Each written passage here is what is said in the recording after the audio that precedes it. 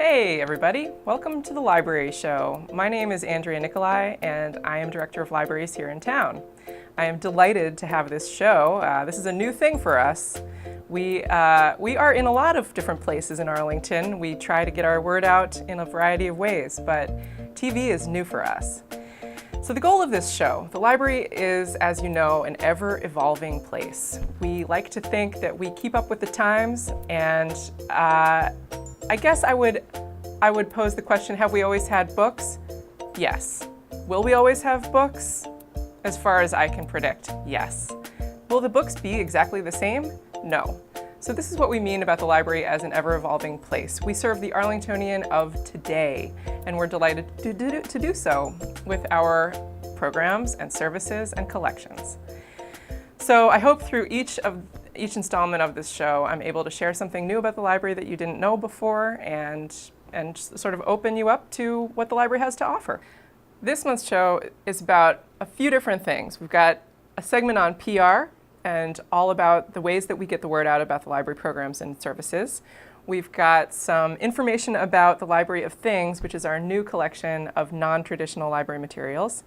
And we've got some information about Reimagining Our Libraries, which is the design process that we're going to go through and find ways to reinvent our spaces to better serve Arlingtonians. So how do we get the word out about library events and programs? We've got a variety of ways. We have an assistant director at the library who is sort of our go-to for PR. She gets a monthly e-newsletter out about programs for adults and general information about the library. So as I said, that's monthly, so not too much in your inbox. If you are a parent or caregiver, we also have a weekly email for capturing all of the events for children and teens that are going on at the library. And there's a lot because we have some wonderful funding, private funding available for programs for teens and children called the Russell Fund. So to find out about all of the programs, both Russell Fund and in-house programs that we plan for children and teens, the best way is to get that weekly e-newsletter. We also have a monthly e-newsletter of plugged-in events. Now, what's plugged in? Plugged In is our series for 55 plus adults. Now, as I am fond of saying, we do not check ID at the door. So if you show up at a Plugged In event about, let's say, estate planning or or African drumming, we had a Plugged In about African drumming, we're not going to check your ID at the door. But it is sort of catered to those 55 and older who are facing specific challenges. We also have a lot going on social media. So we have a Twitter feed, we have a Facebook page, we're looking at Instagram, that might be coming soon.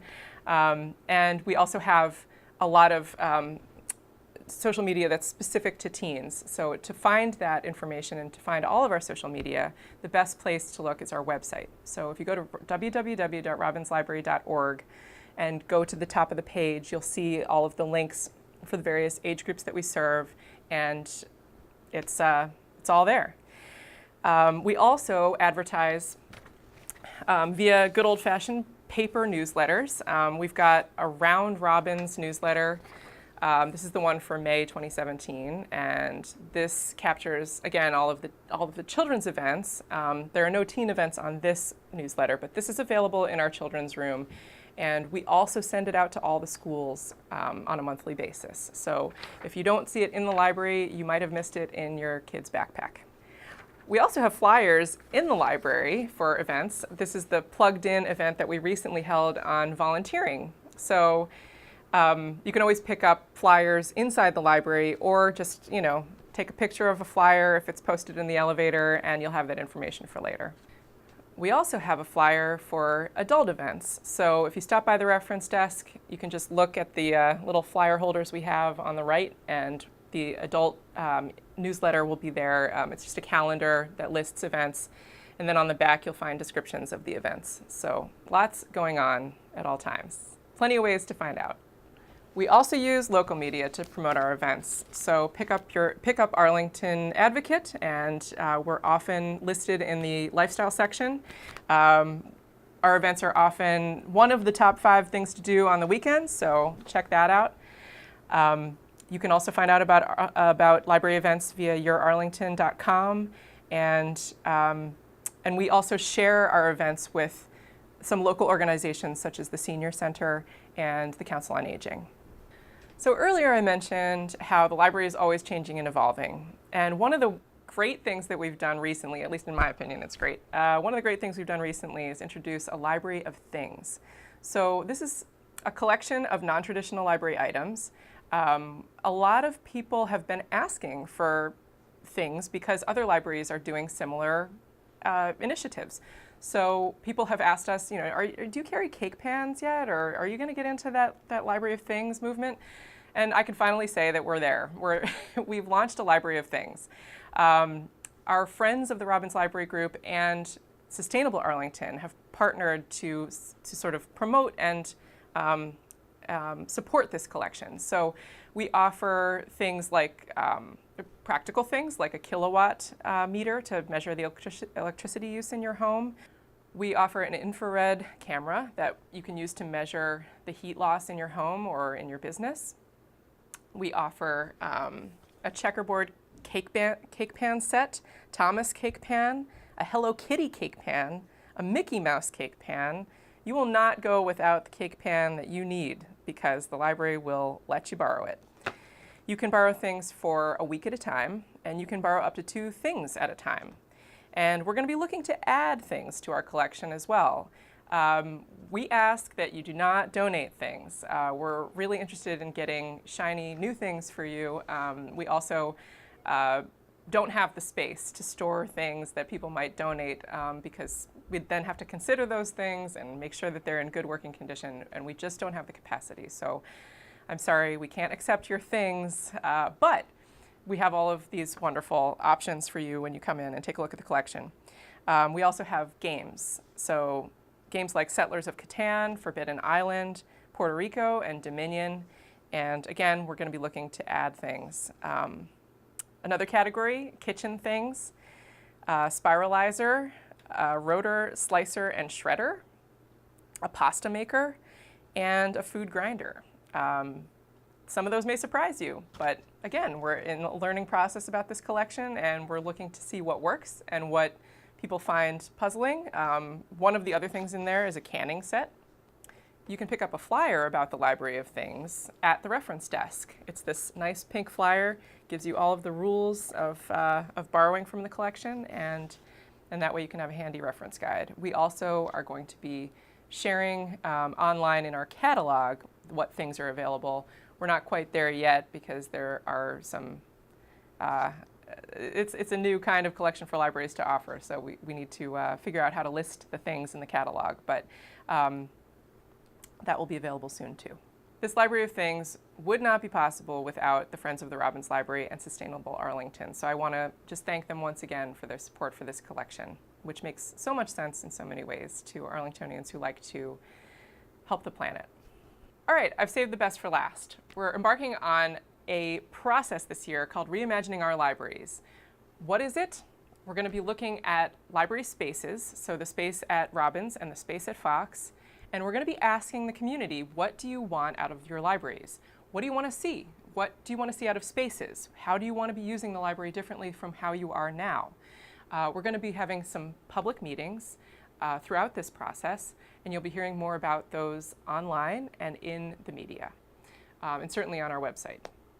But what we're going to be looking for is really a lot of feedback from the community so that we can understand, as I said, what the community needs to see out of the libraries. I've been participating in the Arts and Culture Plan meetings along the way, and a lot of what I've been hearing from the arts community is the need for space and the need for flexible spaces that you can use. So we'll be looking at spaces in the library like our community room, like our conference room, looking at potentially even building some new spaces within the library to accommodate flexibility for programming in the children's room or to accommodate programming that happens in the teen space. Right now, we do sort of ad hoc programs in the teen space, and they go great because the teens like to be there, generally speaking, and they like to participate if they're on the scene. But if we try to, get them to go down to the community room, they don't always want to travel. So we're looking at ways to kind of revitalize the interior of the library and repurpose some of the spaces some of the wonderful spaces that we have now to better serve the Arlingtonian of today. So you might be wondering, why now? Why reimagine the libraries now? Well, it's been 25 years since the Robbins Library was last renovated. So that would put us back to 1992, pre-internet. And the Fox Library really hasn't been renovated in quite some time, beyond maintenance needs and some cosmetic changes that we've made to the interior. The signage has been vastly improved. A lot of the furniture has been reupholstered, but there's only so much that new curtains and new paint and new upholstery can do for a library. So we're going to be looking at, just like you would look at your kitchen after 25 years and say to yourself, yeah, I could definitely make some improvements here. And I would be happier if this kitchen had X, Y, or Z. We're going to be looking at the library spaces in a similar fashion and say, well, 25 years has passed, a generation of library users has grown up, and the internet is now so much a part of our lives. What can we do to improve the user experience at the library for the 21st century and beyond? So, what have you learned about the library today? You've learned about how we get the word out about programs and events and services. You've learned about our new library of things, which you can come in and borrow if you're an adult.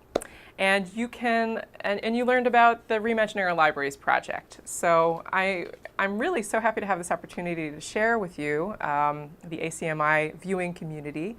And I am really grateful to ACMI for supporting the library in this effort because, as I said, it's well within our mission and goals to get the library, get the word out about the library, and ACMI is now helping us do that even more. So thank you, ACMI. Next time, we'll start introducing you to some of the people that help the library run smoothly. We'll also be hopefully introducing you to some of our Arlington Libraries Foundation board members, because the foundation is going to be a very important partner with us in this reimagining process. So I look forward to introducing you to the foundation and to our other wonderful support groups as time goes on and we do more of these episodes. So thank you so much for being with me today, and thank you for spending some time learning about the library, and I look forward to seeing you again. The Robbins Library is located in the center of town at 700 Massachusetts Avenue. The Fox Library is located at 175 Massachusetts Avenue in East Arlington, across from the Capitol Theater. The library can be reached by phone at 781-316-3200. The website for the Robbins and Fox Libraries is www.robbinslibrary.org.